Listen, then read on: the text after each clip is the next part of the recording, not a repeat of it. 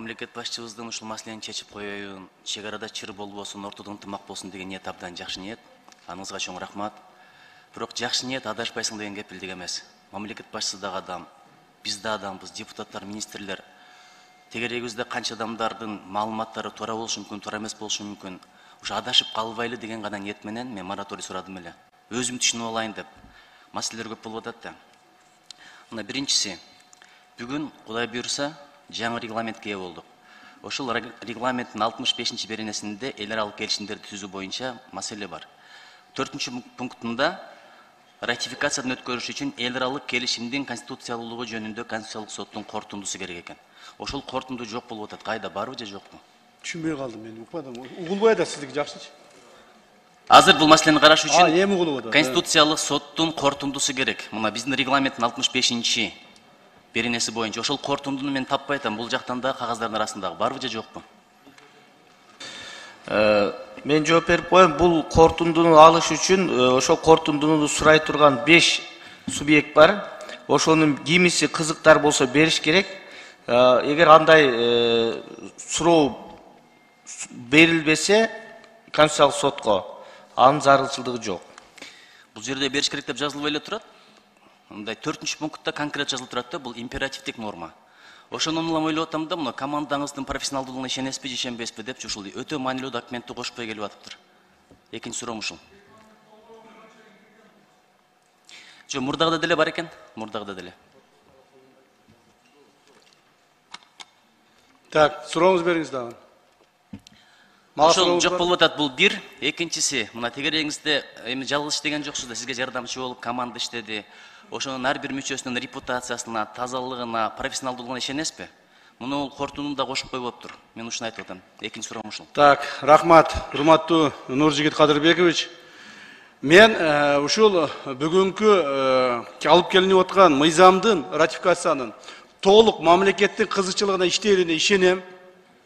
Жана ошогон ишенгенимден алып келип атам. Себеби бул ратификацияны кабыл алыш үчүн биз 2 жыл иштедик. 2 жыл Кыргыз тараптан 20дай адам, Өзбек тараптан 20дай адам. Биз бир нече жолу жолуктук, 10дон ашык жолу жолуктук.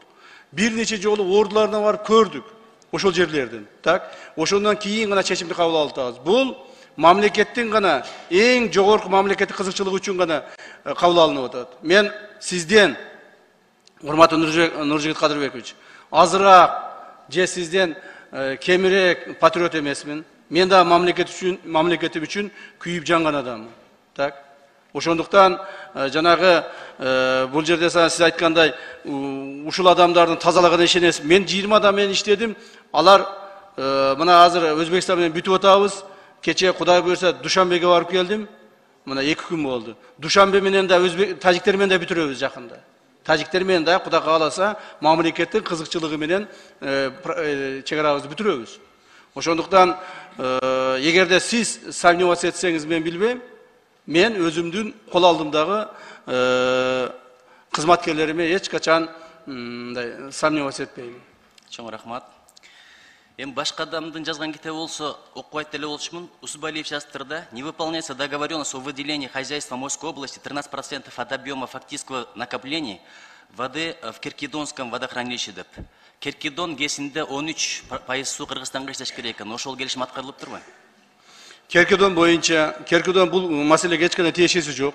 Керкидон боюнча 2017 жылы 5 сентябрда кабыл алынган чечим негизинде кетип атат. Бирок биз ошону бир нече жолу комиссия менен да сүйлөшкөндө айттык. Азыр демаркация маалында ошол жерде биздин бир аз кызыкчылыгыбыз туура эмес, мамлекеттик кызыкчылык туура эмес каралып кеткендиги бар. Муну биз мойнубузга алабыз. Ал 2017 жылы болгон.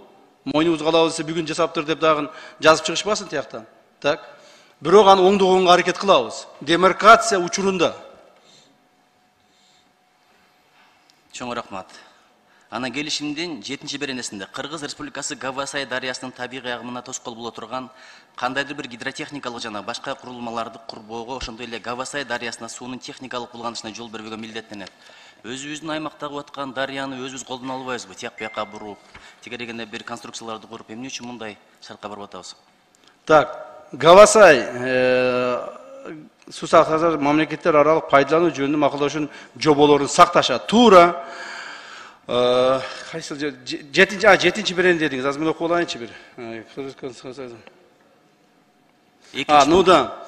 Эми Гавасай, урматтуу Нуржи Кадырбекович. Сиз барып көрдүңүз Гавасай кайерде? Ошо көрө элекмин да. Көрө элексиз, о барып көрүш керек эле да. Ошого убакыт барып көрсөңүз, убактыңыз сизде көп. Мына менин убактым жок десем болот. Мен күндө ар жака бер жака чуркап жүрөм. Сиздин убактыңыз көп. Барып көрсөңүз болмок. Мына 3-4 айдан бери көрүнгөн интервьюну берип, туура эмес маалыматтар тараткандан көрө, сиз Гавасайга барып, Гавасайды көрүп, Көкташ эли менен жолугуп, анан кийин айтсаңыз жакшы болмок. Гавасай, урматтуу Нуржи Кадырбекович, тоодон агып түшкөн. Гавасайдын үстүндө биздин Көкташ айылыбыз бар, так. Агып түшөт дагы туура Өзбекстанга кирип кетет агып. Аны сиз эч кандай маселе менен тоса албайсыз. Эгерде ошол жерге бир тосуп капыста суу сактагыч курам дей турган болсоңуз, ал суу сактагычтын бизге экономикалык пайдасы дагы жок. Анда биз Көкташ айылын толук көчүрүшүбүз керек. Мына. Ошону айтып атышат бул жерде. Бул жерде ошо сууну булгабаш боюнча гана сөз болуп атат. Ошон үчүн барып көрсөңүз, географиялык жактан көргөнүңүздү өзүңүз убедить этсеңиз дагы айтат деңиз, эң туура болгон экен депчи. Видите, силер көрбөйсүңөр, барбайсыңар, анан ушинтип эле отуруп айта бересиз. Мен ошого убак сурадым эле да. Бир кыдырып барып жер көрүп чыгалы комиссия түзүп алып депчи. Анан мен мисалы келишимден алмашуу деген бир дагы сөз окуган жокмун. Жакыныраак сүйлөңүз кечээ. Обмен, алмашуу деген бир дагы сөз окуган жокмун. Компенсация деген бар экен. Компенсация деген бул азыр мен мына бул жакта азыр терминологияны окуп атам. Зыяндын ордун толтуруу же келбей калган пайданын ордун толтуруу деп эле жазылып турат. Ушуга бир лингвистикалык экспертиза болдубу?